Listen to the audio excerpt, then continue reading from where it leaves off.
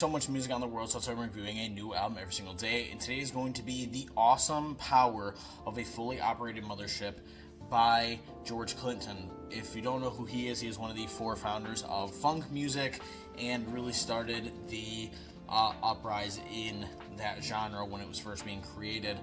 And this is an album that is much later in his career, coming out in 1996.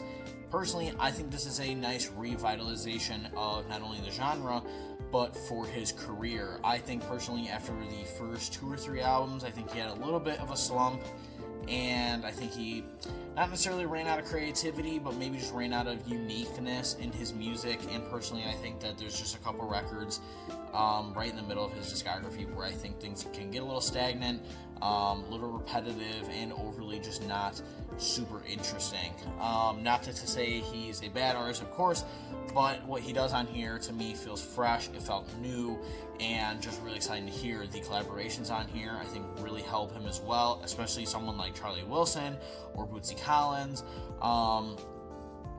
Other people who are not necessarily Bootsy Collins is in funk music a lot, but Charlie Wilson, who is R&B, which can be sometimes right next to funk, and just the pairing of a lot of the people on here are really well done.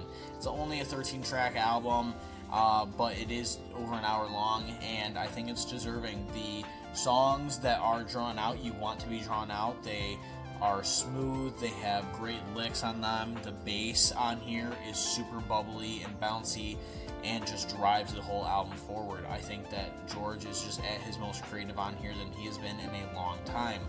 And I think that nearly every track is a hit, and there's really not much on here to take away from the entire project. I think that if you are looking to get into funk music, this is an album definitely to check out for.